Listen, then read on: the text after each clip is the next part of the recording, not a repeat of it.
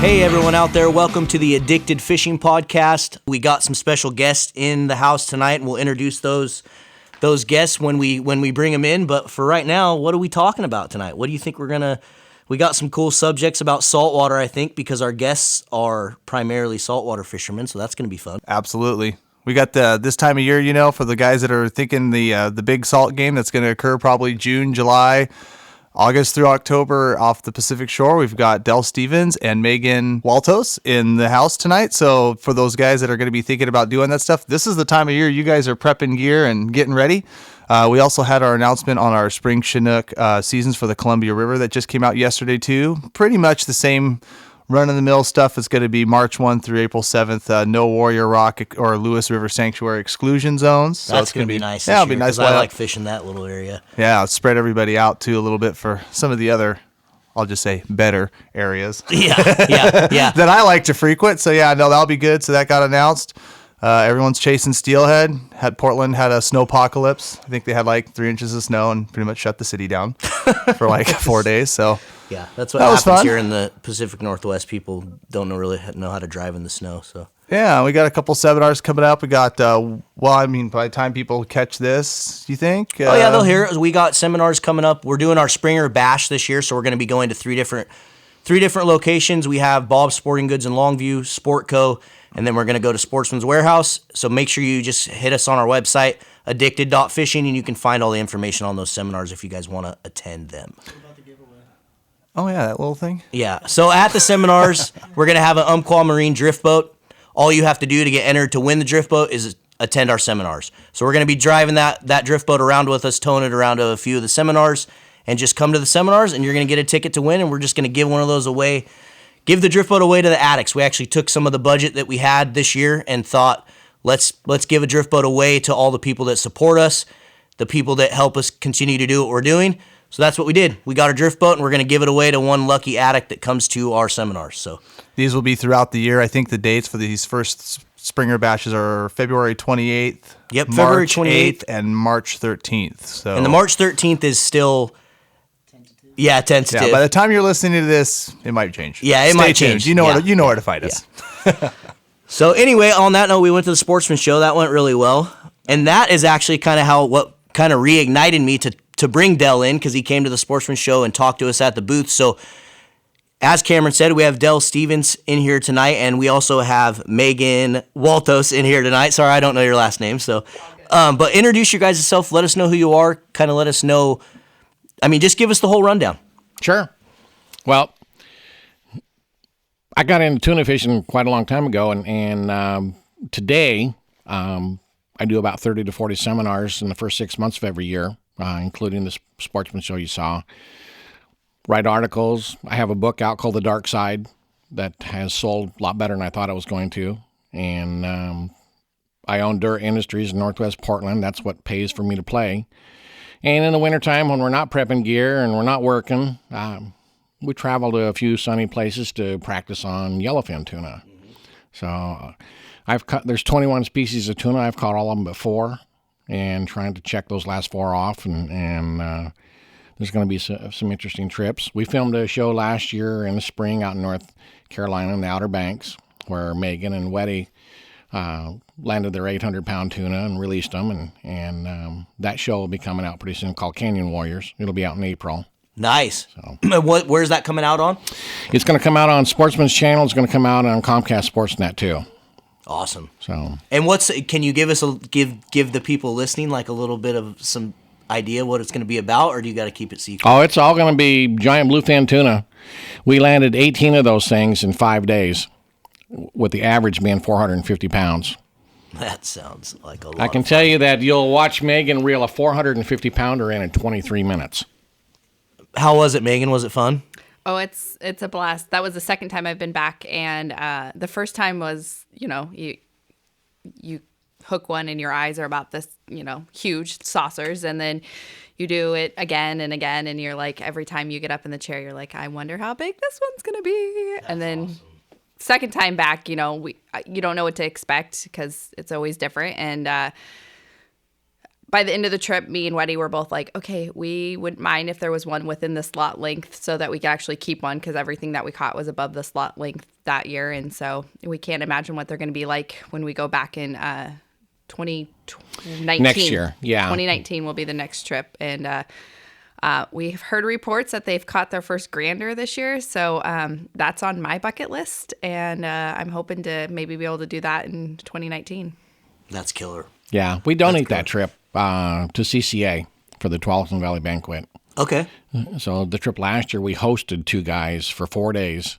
Their airfare, their accommodations, all their meals, and they had a good time. Yeah, that's cool. I coached cool. them the first day or 2 on technique, and so that way they wouldn't struggle on a 400-pounder for all day. Yeah, absolutely. So kind of going back a little bit, I'd like to know like kind of how you got started and where it progressed from, like, I'm sure you started little, you were catching trout as a kid and bass, and I'd like to know what took you all the way to now you're just you told me you do tuna derbies and competitions all over the place. So I just want to know how there's probably a lot of kids out there that listen to this and people that want to do this someday. So. I was typical little kid that their grandparents take fishing. And our grandparents took us to Odell Lake and Paulina and up at the High Cascade Lakes in the summertime, and I remember sleeping in a tube tent when I was in Boy Scouts with my grandparents, and it snowed 2 feet at Odell Lake in late June. And later on, I started guiding up there for the Lake Trout Mackinac. Yeah. And out of a jet sled, inboard jet sled, and summertime, once I'd finish up there, I'd go fish offshore and guide for salmon and halibut. And it was one year that, living in Eugene, I'd heard there was tuna off Brookings, 19 miles off Brookings. And I convinced a buddy to go with me, and I called down to the marina store down there and said, hey, is this what's happening going on down there? And they're, oh, yeah, everybody's showing up down here. And so I talked them into giving me all the information, and they gave me the phone number of a guy that made tuna feathers. I need some of those. So I called him, and I'll be there in the morning, and I'll be there, so you can buy tuna feathers from me. It's like, all right, great. So my buddy and I loaded up, went down there, pulled in the marina store, waited for the guy next door to open. He was a no-show. And after an hour and a half, and the sun was already up well, and the guy at the marina store says, well, I can give you the coordinates. It's just run out to these coordinates and just look for the rest of the fleet. When you find the fleet, you'll find the tuna. And I thought, I probably have lures in my gear bag that resemble something a tuna would eat that those Mackinac eat. And because I had some mackerel-looking plugs. Mm-hmm. We get out there and to the coordinates, 19 miles offshore on a very flat ocean in a 23-foot inboard jet sled, and idle it back, and there's not a boat in sight. It's kind of a spooky feeling when you're not used to being that far offshore on the ocean in a boat by yourself, for the. Yeah, oh yeah, I can only imagine how spooky that was. I got the binoculars out, was looking around and looking for the fleet, and my buddy goes, hey, what's that jumping beside the boat? And it was tuna. And I put my autopilot on the kicker and gave a little throttle to the big engine, and I put these lures out. The first one I put out, it didn't go 20 feet, and I was using heavy salmon gear, and it went about 20 feet. Next thing you hear is, oh, yes. Yeah, I burnt 4 reels up. There goes those reels. Didn't have a gaff hook. Forgot about a gaff hook. Didn't know you could net them. Didn't even try that. But I had a big swim deck. So I got back on the swim deck, and every time they do the death spiral come around, I just whack him with a fish whacker and then throw him in the boat. And after about 8 times of that, we were out of space. We had no more space to put tuna. And the boat was red inside, and my buddy was wearing white shorts that weren't white anymore. That's freaking awesome. He'll never wear those again. Yeah. Tuna clothes are forever. Yes. Oh, yeah. So over the next 10 years, there was no seminars to go to until I wrote my book. Do you know there's no book on albacore fishing? No. Not one. And so I just learned trying stuff, and I did fish quite a bit in Mexico and Central America, and so I tried some of the stuff used there.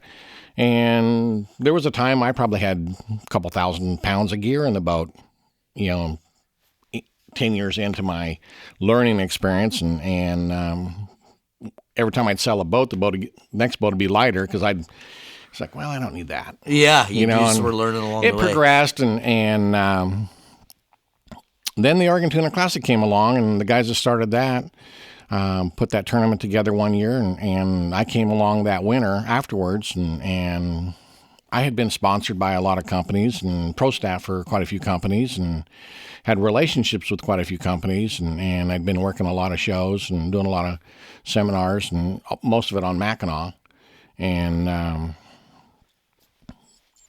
so kind of joined into that, and by the second or third year, I think I was running it, and Megan came along a few years later, and we were shorthanded at the shop. We were in between office managers, and when she volunteered to help with the Oregon Tuna Classic, that's when I called her and was like, man, could probably use you in the front office a little bit too, just to help out while you're going to college. And then she graduated, and she's been traveling with my wife and I, and hunting and fishing. And my wife doesn't hunt, but Megan's my hunting partner, so we've been doing that for the last few years, and pretty much my right-hand person when it comes to the Oregon Tuna Classic.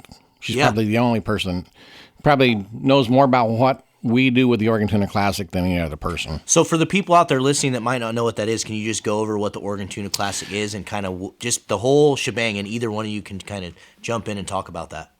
So the Oregon Tuna Classic was first brought about when there was a few fishermen in Garibaldi who they fished for fun, and they went out and they would come back and they would have boatloads of fish, and then they would realize that, I mean, for the most part, an average person could maybe go through, the average person, family, maybe 4 people in the household will maybe go through 4 to 5 tuna a year, depending on how big they are, how much you eat it, how much of it you eat as in loins and things like that. And they realized that they were just catching so much and they didn't have anything to do with it, and realized there's people that we can help on a daily basis. So they got in connection with the food bank and they started donating. So the first actual Oregon Tuna Classic was a trip.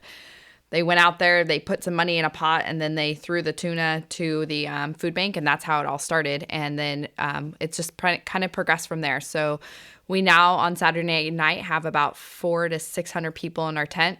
We do a live auction. We do a bucket raffle. We have multiple teams from multiple different areas, different livelihoods, and it's a great way to come and see a whole bunch of different people that come together to do one thing, and that's to go tuna fishing. When I first got involved with it, I think the first year we did it was at Garibaldi in the the old mill. The old mill, small building. They served tuna as a dinner for the first year, and I was like, "Wow, we go tuna fishing all day, and now we're eating tuna." And we've since upgraded from there. We do a big steak dinner now, and or brisket and pulled pork, and so as the years have gone by, we've upgraded what we do, and we've outgrown the old mill. Now we're in our own tent. We have a tent. And then, Friday night, everyone comes in, captain's meeting. It's a great rah camaraderie, people that you haven't seen all summer, and then they come in and you act like you all know each other. And it's just a great feeling, that community feeling of, everyone coming together for that similar cause. And at the end of the day, the cause that we're supporting is the food bank. And then we're also a chapter of Ducks Unlimited that we give a portion of the money to also. So everyone goes out Friday night, which would surprise you, but probably not. Everyone goes out drinking, and I don't know how some of these people do it because they get up hungover and they go fish. I know, they go fish all day long on the ocean. I can't do it. I can't do it anymore. I'm a puker. I will say it. I'm proud to be a puker. I've learned that scopolamine patches are your best friend. Those are amazing. Amazing. Very expensive, but work great. If anybody wants any help with puking on a boat, you can message me. I can walk you through that process because I literally chum my own tuna multiple days. And when you're on a hot bite, there's nothing better than being able to throw up and continue to fish. And and usually you'll work your way out of it with all the action of tuna fishing. And then Saturday, everyone gets back to the dock. Everyone will be bringing their tuna in, and there's spectators, there's people from the community, people from the actual food bank, people that actually receive the tuna from their food boxes. And everyone is just, it's a great time. And then there's that competitive feel to it too, because you still want to win. Absolutely. Haven't you competed in that a couple times, Cam? A few times. And really, have you ever won? Nope, never have. Yeah, you're and I was just probably gonna not, ask because that. I was probably fishing and you probably lost. So Yeah, They exactly. beat you for sure. But what does explain? Wait, really explain, quick though, while we're on this subject, you lost of you losing. We're on the subject of Cameron Black losing. Oh, we got third in the a year I fishing did tournament. it, but You got third. yeah. So whatever. If you're not first, you're You last. guys know what I fish with, right? What's that? I fish with old Citadel. Yeah. Yeah. Always something wrong with our boat. Yeah. But anyways, but real bad. But what's the winner get on this thing? So there's some talk with that. Yeah. So for the we actually won it in 2012, so I'll just throw that out there. We won it in 2012. We went to the IGFA, so the International Gaming Fishing Association World Championship, which is down in Costa Rica. They moved it the first year that we did it. They moved it to Costa Rica out of Mexico for many reasons, but it's for the better. But so we have, with our two tournaments, we have the Deep Canyon Challenge, which is out of Ilwaco, Washington. It's run the same exact way as the Garibaldi one, which is the Oregon Tuna Classic. And up until this year, we're actually changing it this year. It used to be a series. The year we won it. The year that we last won year it was a series, and you had to compete in all the different tournaments to make points, and then whoever had the most points got the invitation to the IGFA. People wanted more of an opportunity to go, so we got 2 invitations, so 1 for each, and then kind of that competition kind of feel came out of it, and so we decided let's get that competition back into it a little bit, and kind of brings that rah feeling back to it, and then it also kind of makes you want to fish a little bit harder. Mm-hmm. So the Ilwaco and Garibaldi are going back to a series, and if you win it as the grand champion, you get an invitation to the Offshore World Championships, and that in itself is an experience. You pay a lot of money to go down there and do that, and you don't get anything in return besides possibly a trophy. But you're competing against some of the best fishermen out there, and it's all a billfish tournament. So I mean, for me to go down there the first time, I had never caught a billfish, and now they're like, "Oh, we can't even touch your rod. We can rig it for you, and that is it. But you have to." Yeah, because it's a random draw. You guys go down and you hop in different boats every day. We have 4 different boats. Yeah, you never know what you're going to have. Yeah, and it's like you said, you can't touch your rod, so they bait the rod, put it out, and you can put it out as well and bring it back after that, but. The second day of pre-fishing, my wife caught a Dorado that tied the world record. Oh, jeez. Which we didn't know. We didn't know it at the time. But that rod had been handed down from up above, because it was up in the rocket launcher. And isn't there also rules if it touches the rail or yes. anything any kind of assistance? It's out. Yeah, there's length of leader, and you have to film the release of the fish. You have to film the species of the fish, and then you have to film the release. And the camera cannot stop and start. It has to be continuous. So not only catching the fish is stressful, but I had the camera for a couple of the days, and that was probably even more stressful because we would go to the check-in at night, and there would be people that accidentally hit the reverse, so they were filming themselves all day long, not realizing they weren't filming their fish, got disqualified, so all their points just went. We saw some interesting things with people world. in their It's cameras. crazy. That's insane. Yeah. It is intense. I mean, I would have hives when they would be going through our film because I'm like, oh, please. It's extreme catch and release. Yeah, it is. And you have to actually show, not only do you have to show the release, but you have to show the species, you have to show the angler who's reeling it in, and then you have to show the time. So you have to have it time marked. I mean, call in your fish on the landing. You call in your fish and everything. Yeah. It was a... Once you release it, they'd call it in. It was a process. And who the angler was, so they could record that. And it's live scoring all the time. You can log on and see who's catching what and what boat and how well they're doing. And so when we have our teams down there, then we keep up the live stream, and then people... I mean, obviously with social media and Facebook and everything, we can kind of keep up, who's doing who today and, what boat and so forth. But I would say, and kind of historically that we've seen throughout with all the teams that have gone, is you kind of get 2 good boats and 2 Yeah. not so great boats. We had or a really bad boat. shitty side of life. Underdogs is what you're looking at. Yes. Exactly. Who's going down this year? I know there was some. Matt Olson's team actually was not the winner this year out of Garibaldi. I think they got a third, right? They did, and there's only a portion of that team that's actually going to go. And then out of El Waco, the Deep Canyon Challenge event, the team Fat Cat. That's right. Okay, because you guys Larry- had some weather on Yes. the Ilwaco. We did on both. Well, Well, both actually, of them El this Waco was year. pretty flat. But Waco's good and then? we just had poor fishing, and then Garibaldi, we had some pretty severe weather. We didn't even take the boat down for that one. That's when they were hiding 100 miles offshore Yes. or something Yeah. like that. Yeah. Yeah. So Yeah, it was an unusual year, and there wasn't any bait on the surface. Was a big part of that. Most of the time when we're over there at Buoy 10, you see the whales in the river. A lot of times the whales are in the river because all the bait's in the river. Yeah. And when the bait's in the river, the tuna, they'll either move off or they'll move down. Yeah. And anchovies isn't the number one thing they eat. The number one thing they eat lives at 1,200 to 2,200 feet of depth. squids, Midwater No, shrimp. midwater shrimp. midwater shrimp. Yeah. I've heard that they were getting some. I heard the iron guys this year were doing really well, trying to target some depth stuff. It but varied because I heard it was also scratchy overall. Yeah. Too. Oh, yeah, Because it we're was. really good at iron, and it just, it scratches. Sometimes you get them going, and if they go down and you lose them, you might not get them back again. Yeah. Well, Yeah. like this year, I never even snuck out myself for it. I usually make a couple, 2 or 3 trips this year, but I never even 70 miles. No thanks. Well, I'll confess, we only went one time this year. Yeah. I saw you guys a lot in August. Yeah, we were doing a lot of salmon we were up there fishing. trolling salmon next to Yeah. each other for sure. Well, I like Yeah. to fish Buoy 10 Yeah. because it's great. It's easy fishery for people who don't want to be in the ocean. And normally we get enough tuna fishing that the month of August, we try to stay in the river in the month of August or Make it slightly easy, offshore. Keep it easy, yeah. Yeah, get our salmon and get friends fish and some So of our talking sponsors about and- that, that's a good transition to talk about what originally one of your people came into our booth and I took a picture of her daughter in our booth, Yeah. and that's how I learned about what you guys are doing in August down at Buoy 10. So you want Yes. to talk on that a little bit? Yeah. Sure. So about 2 years ago, we were approached by a lot of girls that have gone to the Tuna Classics. We opened up a women's division in the Oregon Tuna Classic, and it was a little bit harder to fill because it's a lot harder to kick guys off a tuna boat and put groups of ladies on when it's the husband running the boat. They're like, no, this is the this is the man deal today, Yeah. honey.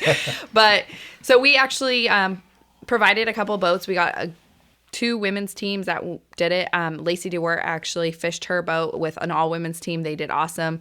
And we realized from there that there's a lot of women that want to be fishing, and they want to be either doing tuna fishing or they want to do some sort of fishing. And we found that it's a lot easier to kind of get the nerves knocked down and things like that in the river with salmon fishing. So we were approached by a lot of people and asked us if we would be willing to maybe start a new tournament of a all-ladies salmon tournament.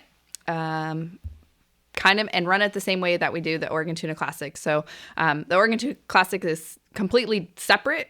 The only thing they have in common is that myself, Del, and Weddy they'll run it. And so what we're doing is an all-women's one-day fishing tournament. It's on August 18th. It's called the Lipstick Salmon Slayers Tournament, and that all came about from Del. 4 or 5 years ago. Yeah, about 4 or 5 years ago, me and Weddy were out fishing, and we get made fun of quite a bit. We go out there. I have my hair done. We got our makeup on. But your sponsors like good photos, and so we would put our lipstick on. Del would take our picture. We'd change hats. Kind of like a NASCAR pit crew sometimes. And he goes, "Yeah, you guys are the Lipstick Salmon Slayers today," and it kind of stuck. And so when we went to go do this tournament, I have notepads of names that we sat there and we're like, "What are we gonna do? What are we gonna do?" And then finally we're like, why don't we just stick with Lipstick Salmon Slayer? Like, that makes sense.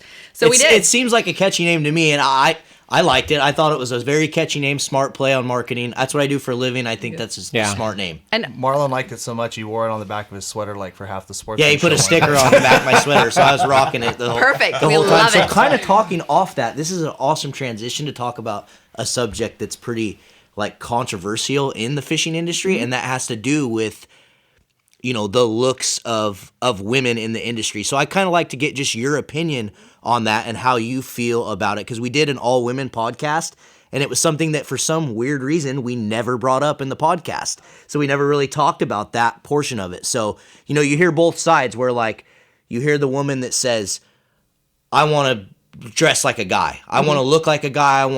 I want stuff that, and not meaning like, Right. No. I just mean like they want man waders. They want to look like a man fisherman. Yeah. Then you have the woman that wants to fish and she wants to wear a pink shirt Right. and she just wants, so to me, it's like, who the hell cares what someone wears? That's kind of fish my view care. on it. But Fish exactly. Don't the say fish that. don't You care. see a bunch of Springer fishermen out there I know wearing you're lipstick. all Don't gonna be do wearing it. Don't lipstick do here it. pretty soon. I have a chapter in my book that talks about women fishing and why a lot of times they make great fishermen or anglers. And part of it is they have no bad habits. No, there's no question. Like I'll see it all the time with the guide boat. You'll see the couple and then the guy that maybe thinks he knows, and the woman who would take instruction very well, Exactly. and they listen. And dude, sometimes it's 5-1. Yeah. It takes off the husband. I don't care. Whatever. Yeah, Push your and boat. Weddy and Megan are classic examples of that. When Weddy and I got married 17 years ago, she'd never been on a boat before fishing.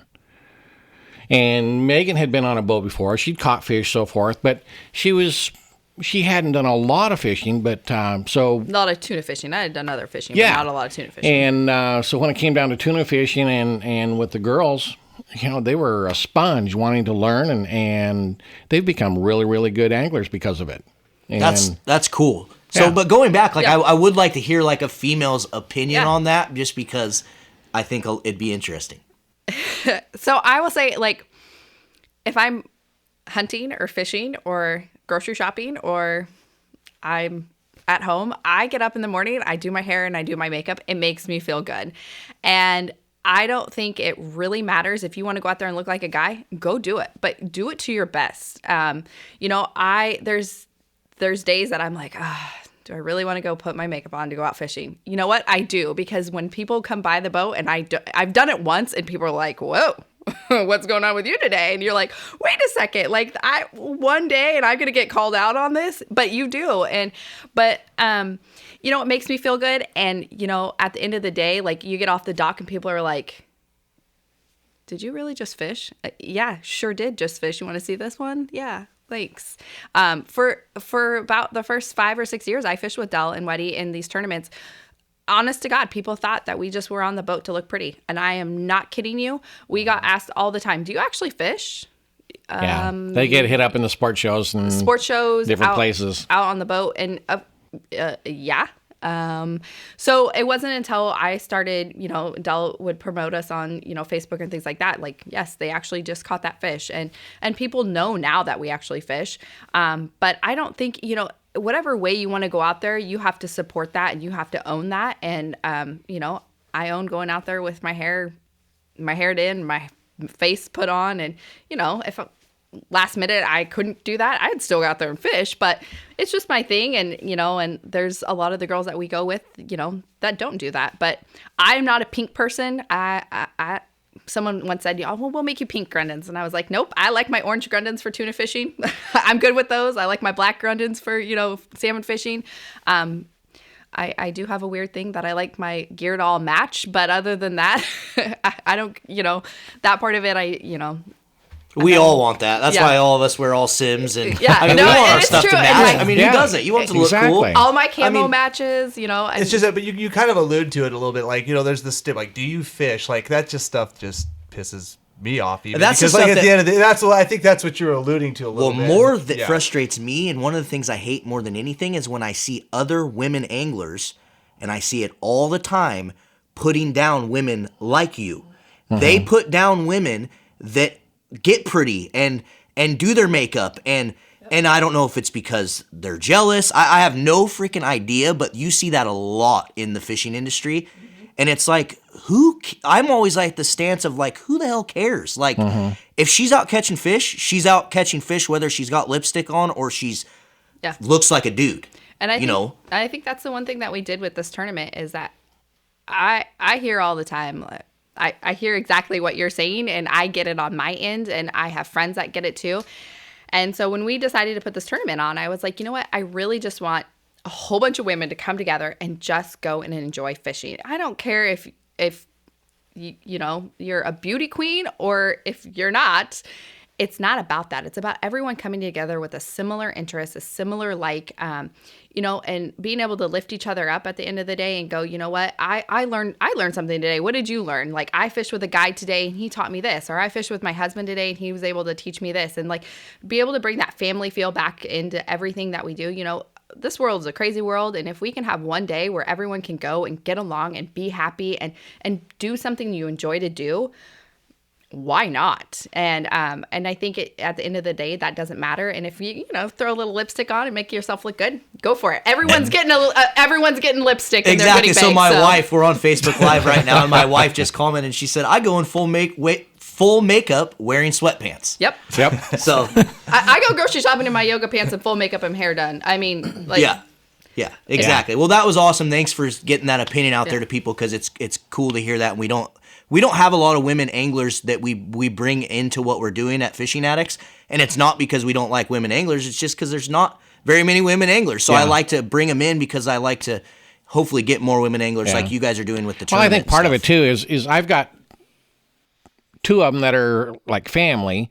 You know, one I'm married to and one that's like family, and we fish together a lot, and it's just part of it is that family feel and the camaraderie, and then empowering them to learn more and become part of it.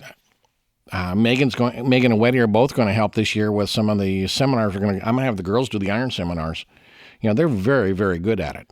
Yeah, that's awesome. Yeah, that's cool. That's what's crazy about the people you fish with generally become people that are like family. I'd say that all the Fishing Addicts guys now.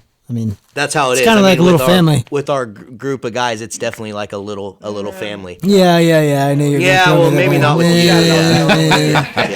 It's just like one of those groups of people that if you broke down on the side of the road and I drove by you, heck yeah, I'd stop keep and driving. be like, oh, I'm sorry. See, that's my point exactly, Josh. Right there. Straight by him.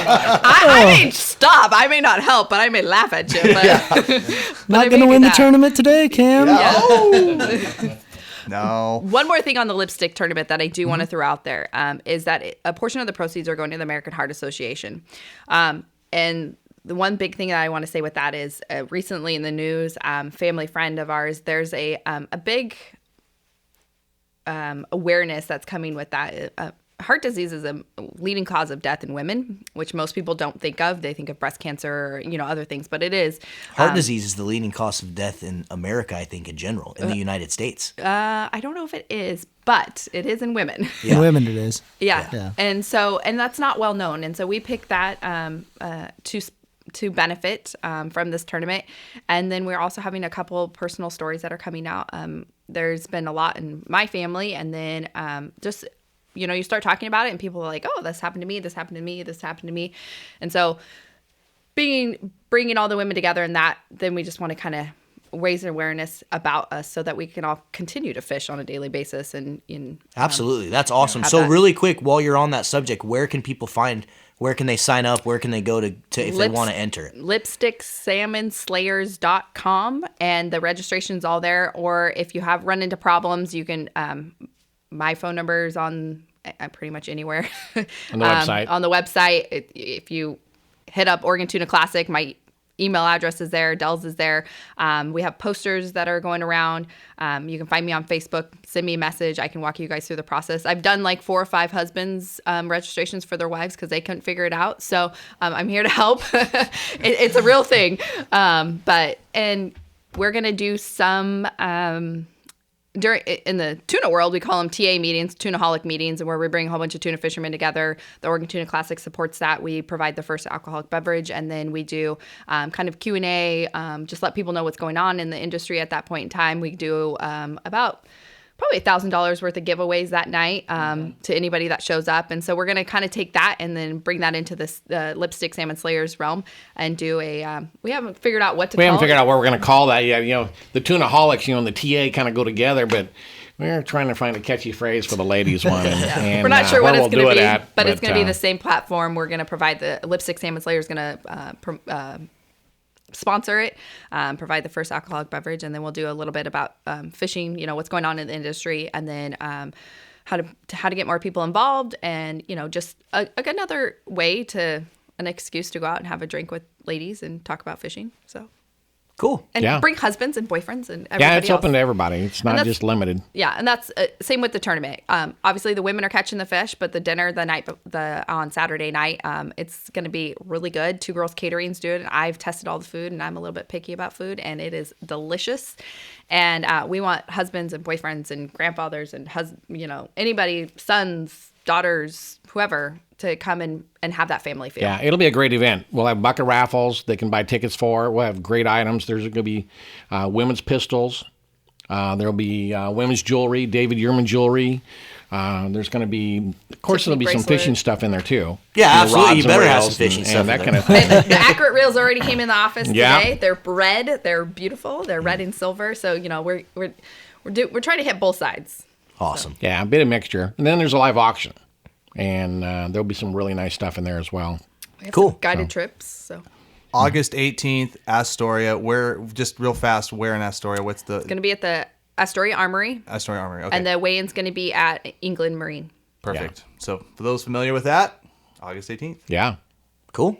And the tuna tournaments are August 3rd and 4th is Owako, and August 24th and 25th is Garibaldi. If you haven't been to one of those events in the last 2 years, just to be there at the beginning. I don't know if you watched the NFC Championship football game and watched the Black Navy guy sing the national anthem. Well, we brought him out 2 years ago, and he's on a regular schedule to us. He wears that uniform. We bring in a full color guard ahead of him, and everybody stands up, takes their hats off, and that man can sing, and it'll make the hair stand up on you. And it just kind of sets the tone for the whole evening. That's killer. Pretty cool. Yeah, He is so- amazing. Major NFL games, and then little Garibaldi and Owako, Washington. Yeah. Killing tuna. Killing tuna. Killing Singing tuna. the national anthem. So That's Yeah. awesome. Now, one other thing, too, just as a note for you guys, Oregon Tuna Classic's been around. This will be our 14th season, and we've given over $1.5 million worth of food to the Oregon Food Bank, Clark County, and Southwest Washington food banks. That is awesome. Insane. So Cam, That is you awesome. buying a tuna boat so we can get in on this or what? Come on, man. Lonnie's been looking, dude. Lonnie wants a tuna boat. Lonnie's been looking. it's a much smarter idea to have friends with one. Yeah, I know, right? Exactly. Yeah, Dell, when are you taking us? I've been teaching her how to run the darn thing. I'm getting better at it. But with that said, so for those of the guys that are listening to this and they're lost, they salmon angler, steelhead angler on the banks. What are some of the steps that some of these guys, like putting themselves out there, maybe to try to get on one of these tuna boats? Like, what are some of the steps for one of these guys who's never tuna fished before to go on? I mean, do you recommend going on charter boats? Charter boat's probably the six-packs? easiest. I mean, like, where can people go? Charter boat's probably going to be the easiest method for them to learn. They can go to seminars. I had one guy one year show up at 5 different seminars between Eugene and Portland. It was amazing. He'd be sitting in the front row. It's like, wow, weren't you at? Yeah, I was just there. But, seminars, and then probably the quickest way is to get on a 6-pack charter boat where you've got less people, you've got more attention on how to do something. A little speed. And I do it a couple of times, partly because one time you go out there, they may be trolling. Next time you go out there, they may be fishing iron. Third time they go out there, they could be fishing live bait, or they could be running a gun on swim baits. And you really need to learn a couple of different methods of fishing, because in the late August, September time, You ain't the trolling. bite changes. Yeah, when the water temp gets above 63 degrees, you're not trolling anymore. You got to learn how to go down and get them. Yeah, I went out and did a 6-pack deal with my old man, and it was a blast. I mean, it's one of those things that you'll always remember, and maybe I should do it more often. Yeah. Well, I have seasoned anglers that are buddies that one of them one year, he just wouldn't come to a seminar. And we had taken second in El Waco and was headed to Charleston to fish another tournament. And we ran 4 tournaments, and they were getting up 2 hours before daylight, him and another boat, 2 boats. I was moored to Garibaldi. They were running 60 miles southwest. They wanted to be on the tuna grounds at the break of daylight.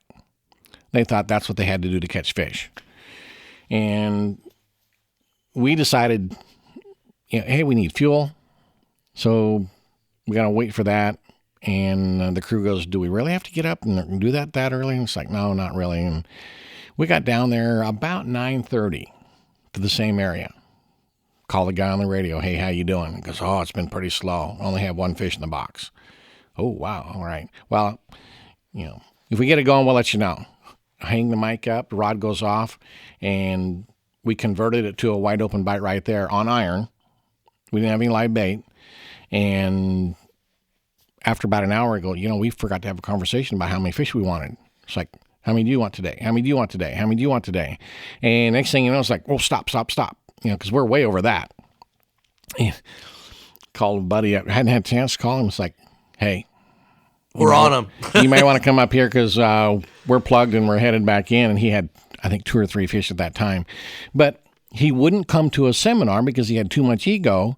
And it wasn't until like a month later I learned what he was doing. And he was never going to get it to convert to a wide open bite the way he was doing it.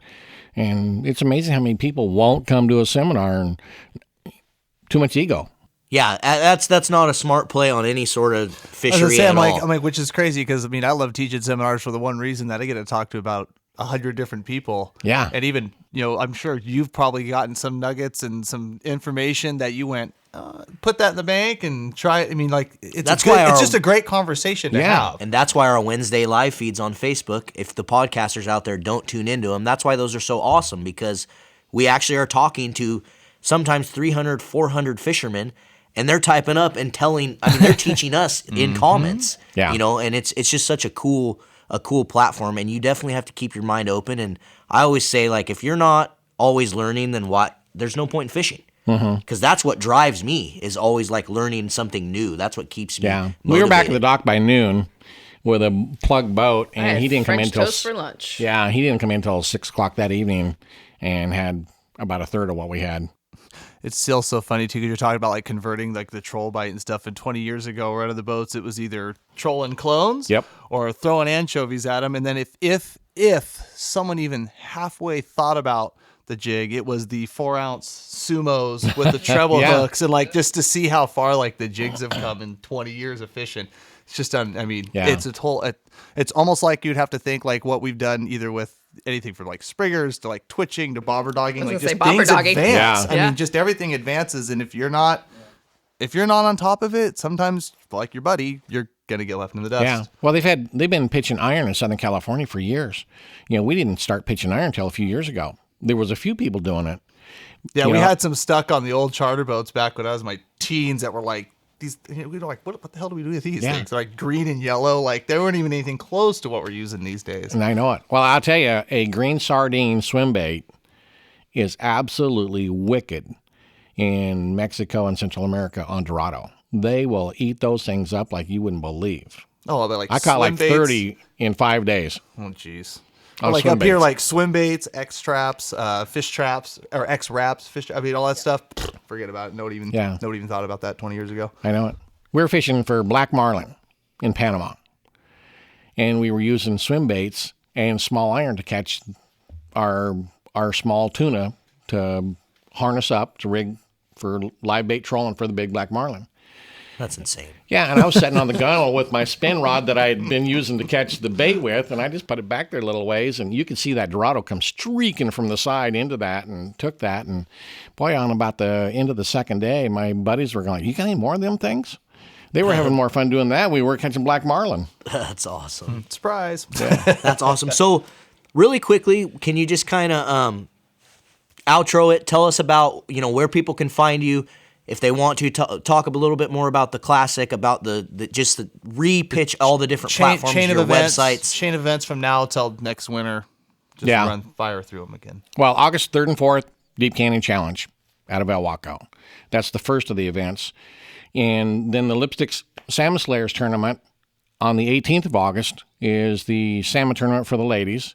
And then after the Deep Canyon Challenge, if they're just tuna fishing, they're going to move to Garibaldi for the season finale. This year, as we've mentioned, is the first year we're back to it being a series, and you don't have to win Deep Canyon Challenge in El Waco to be leading in the points when you get to Garibaldi. We were 4th the year we won the whole series, but we had big fish and that gave us enough bonus points. Average it out between the two of them, right? Well, the big fish gave us extra points. We are actually leading in the points coming out of El Waco, even though we only finished 4th. And so we'll have those two.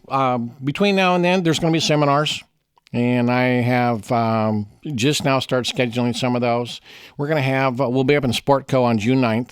And that'll be one where the ladies are going to be talking about working the iron. We'll probably have a display up there for the lipstick salmon slayers. And then we'll schedule other ones. If people want information on the Oregon Tuna Classic, that's OregonTunaClassic.org. The ladies tournament, lipsticksalmonslayers.com. And then if they want to connect with me, they can go to my website at tunadogoffshore.com. And there's a link there. They can look on my calendar to see what's going on, what we have going on. And they can also send an email there. But on both sites. Oregon Tuna Classic on Facebook. Del, do you post your seminar schedule on Facebook? I post them on Facebook. The Salty Dogs of iFish, Bloody Decks.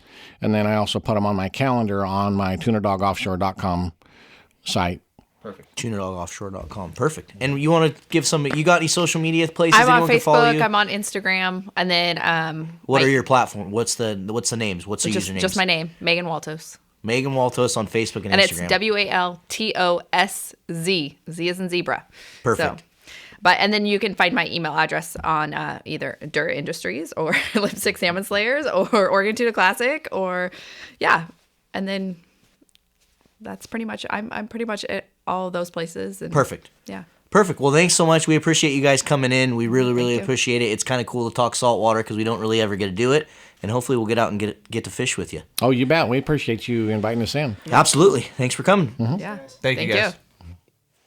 All right. Well, man, that was freaking cool to have them in the studio talking saltwater stuff. It got me excited to go tuna fishing. No, for sure. That's the whole thing I was thinking about. I was like, okay, so May, June, getting there. Well, so we'll have to bring those guys back in, live feeds. And Yeah. I know there's a bunch of guys out there that tug on salmon steelhead that either, like you said, it's a complete, you get absolutely, pardon the stupid little pun, but you get completely addicted to it. Like, you go one time, there's nothing that fights harder than a freaking outlaw. No, it's no, completely they're different. Nothing that fights harder. Completely different. in the It's a Northwest. blast. They're insane. And one of the things that the reason I kind of wanted to bring Dell in is just because to me it's amazing and it's awesome to see a guy from the Northwest who has done nothing but fished his entire life and made a living off of it. From the time he first started fishing, from the time, he went into the tuna world. And it just goes to show you, you grow up, like me, I grew up in the Northwest thinking, oh, there's no way I can be a professional fisherman. I didn't grow up in Florida. I can't freaking be a bass fisherman or whatever. But Dell's a perfect example of there is other opportunities for young kids out there or people that are, coming up to fish if they want to fish for a living. And then on top of that, Megan now. Exactly. A And successful woman angler. she's doing the exact same thing in the same world. So I think that saltwater game is just...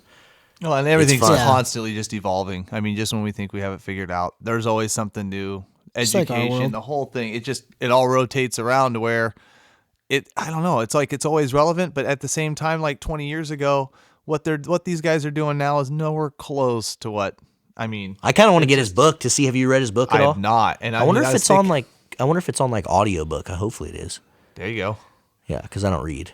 I don't even know how. I don't even know how to I think read. everybody knows that. Yeah, I figured everyone did. So one of the couple of things we didn't talk about was, we didn't really touch on it very much, but the premiere went freaking awesome. To everyone out there that came to the Addicted Alaska premiere, thanks so much for the support. If you do not know what Addicted Alaska is, how are you even following us? Like, why are you even listening to our podcast? Did you just crawl out from under a rock? Just kidding. If you don't know what Addicted Alaska is, head over to Vimeo and search Addicted Alaska. It's our first full featured fishing movie. It is an actual movie. It's not just a fish bashing, fish bonking sleigh fest like we normally put out. It's an actual movie, and hopefully you guys are entertained by it, and it's on Vimeo. No arrogance, but it was actually pretty well done. I mean, the story was good. The yeah. fishing's Well, Josh was obviously in it, of good. course. Well, I was in How it. many fish did you catch on that whole thing? I think Dude, you I caught like 500. 10. Oh, God. I probably caught 10. Oh, God. And then going into that, man, we went from the premiere right into the sportsman show. Ugh.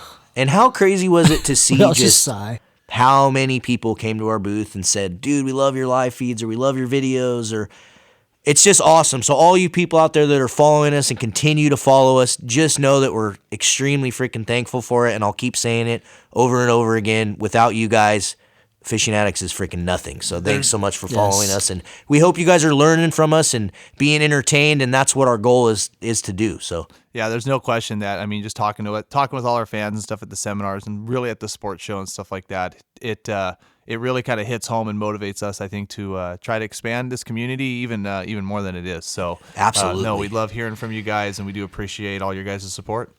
And then before we get too crazy into talking too much about springers, there is something that we should bring up probably that some of these podcast listeners want to know about, and that's the Northwest Anglers Convention. You want to kind of talk about that, because these people probably will have an opportunity to sign up for that when this podcast comes out. Yeah, there's a few seats left, March 10th and 11th at it'll be at Mount Hood Community College, and what this is Northwest Anglers Convention. We do about 3 to 4 a year, depending on the species. Spring Chinook's obviously coming up. It's a day of classroom teaching. It's 8 hours with myself, Jack and Brandon Glass, Cody Herman, and Dave Calhoun. We actually, instead of going to like the seminars or listening to a podcast or TV show, radio shows, such and such, we actually get 8 hours in the classroom that you get to listen to different presenters and actually have the time to really delve into some of these subjects. I mean, I think we do a lot of great seminars and a lot of stuff, but man, every day I get up there and teach one of these seminars that we do, I think it's valuable information. There's always stuff we try to throw out there, but at the end of them, I'm always like, oh, I wish I was in the boat. Damn, I needed another hour to talk about this, or I need another half an hour to talk. Like, that's kind of what the Angler Convention kind of achieves. And then, so that's Saturday. And then on Sunday, of course, you get to go on the water. You get to pick a couple guides. We get a class schedule where we kind of rotate guys in and out and doing different techniques, whether we're making a couple passes trolling or whether we're anchoring up. And I think Dave Calhoun's going to do the bank angler portion of it, to where like they actually run some lines and go through some bank steps. You actually do it for a few hours. So you actually get to see, you get to actually transition some of that knowledge and some of that stuff that you're hearing in the classroom. You actually get to take it on the water the next day and see it in action. And last couple of years, I didn't get anything last year. Damn you, Brandon. This year might be different, though. No, I this think. year's You guys gonna are a be, little bit later. Man, this year's going to be different. We actually do catch some fish on these things. So last year, Brandon spiked a couple. Year before, I think we got 3 or 4 together. So if you pick the right boat, the right guide boat, don't pick Cameron Black. But if you pick Brandon Glass, you're going to be going home with a spring Chinook. Last year, I got jibbed because I had to do the anchoring portion of it. Yeah. The year before you got fish. The year before I got fish. Brandon and I both stud, did. too. Yeah, those early springers are big. Yeah, Big. so Those are I told definitely the Cody. tastiest. I already told Cody. I go, I'm not going unless I basically control and do what I want to do. And so, guys, it is a little bit of a cost. I think it's $159 or $169 to do this thing. But Cody has grab bags that are $100 value. You have the opportunity to fish actually on the water. So, And you have it's almost damn knowledge. near a guided trip, and you're getting a discount at it, in my opinion. So it's better than a guided trip. So, if you're going to spend your money somewhere to learn how to fish, this is the place to do it. Absolutely. Yeah, and I will say, like, Cody and I still do after the fact, because not everybody can participate on those 2 days. But there are learning trips that I know that Brandon and Cody and myself do just a little bit prior to the season as well. So if you can't make March 10th and 11th, something like that, just hit us up. Just like So warm-up there might be trips? some opportunity. Yeah, just springer warm-up trips. And, I'm going tomorrow. I'm going springer fishing tomorrow. You're First nuts. day. Dude, anyone that Bingo. wants to go, it's a great opportunity to go out and dial your boat in or figure for out little sure. things if you have a new Garmin, you can go out and look at the bottom. Oh, yeah, buddy. That's Yeah. right. Yeah, so I got Josh, or go ahead. I was just going to say, yeah, I'm stoked. Got a new boat. Got some new toys, and I'm I just just got a new boat, too. dying to play with. Well, That's my- what I went into My Josh dad when I got a said, new boat. Josh, you just got a new boat too, didn't you? Yeah, my dad got a new boat. Umpqua but Marine. So Technically- you got a new boat. It's my boat because I'm the captain. Yeah, So yeah. my dad just bought he actually bought James's old boat, 24-foot Umpqua Marine, sitting at his house right now, That's badass. Sick. ready to go. That Got is herring. badass. So, Gonna show what him how to about catch fish in that, huh? Josh is gonna be a guide soon, dude. Is he? You better watch out. Oh, cool. Better watch out. Gone fishing I was gonna guide say, service. Gone fishing. Yeah, you can be gone fishing. I'll be gone catching. But shoot, everybody's doing it. You might as well. Yeah. I already have the guide stickers. I don't really need to do No anything. fear. Guide stickers are already on There's there, already dude. guide stickers on there. I'm Perfect. dialed. There you go. You're set. Don't even need them. Radio silence. Radio silence. Oh, jeez. We don't need you for springers, bud. No, you don't until you do. Anyways. Until there's a high water year and we're like, what is, Yeah. what is Cameron doing over there? He's going backwards. Oh, net up again. We should probably and follow again. him. Oh, damn. So Josh, how's the Instagram going? For all you guys that don't know out there, Josh runs our Instagram pages. So you want to give any of the podcast listeners some advice on Instagram? No advice. Well, tell them how to find us. Check us out. Fishing Addicts Northwest. And then the other ones we have, we're running an Addicted Apparel, Addicted Fishing Products, and then we also have Addicted Guides.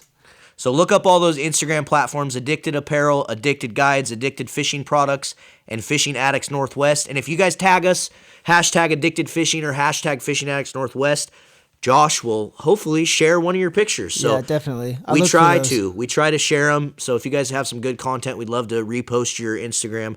So go follow us. Make sure you follow all the pages because none of the content is the same. I share different stuff on every single page, so there's no reason to only follow one. Yeah, follow all 4. We got cool pictures on there, pictures from all the different guides. Cameron sends in pictures.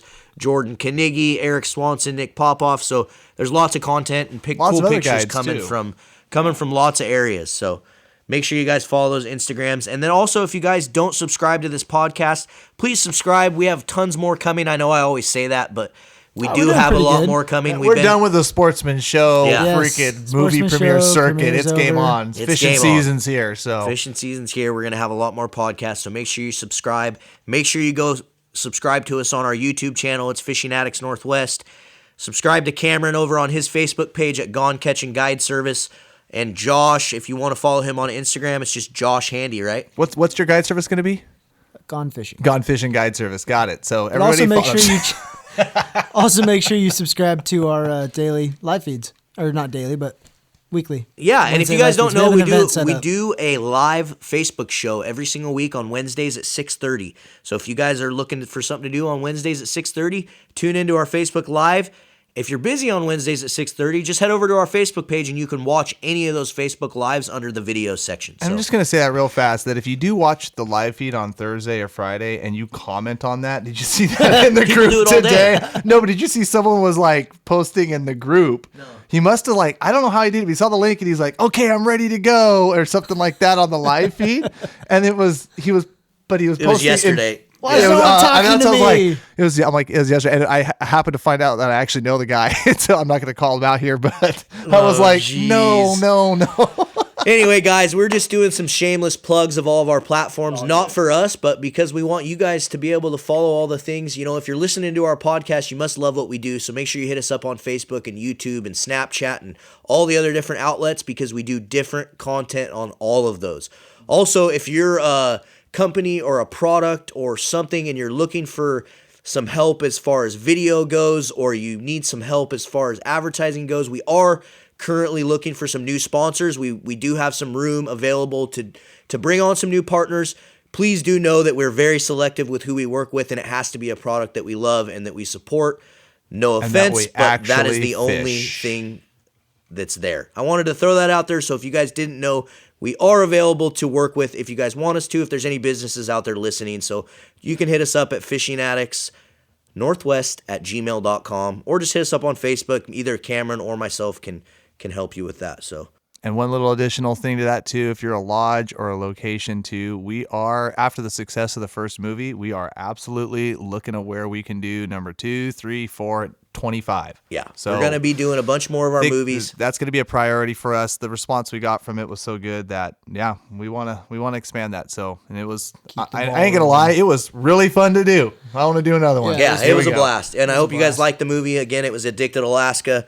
Thanks so much to everyone that's tuning into the podcast. We appreciate it. Again, hit subscribe, and we will see you on the river.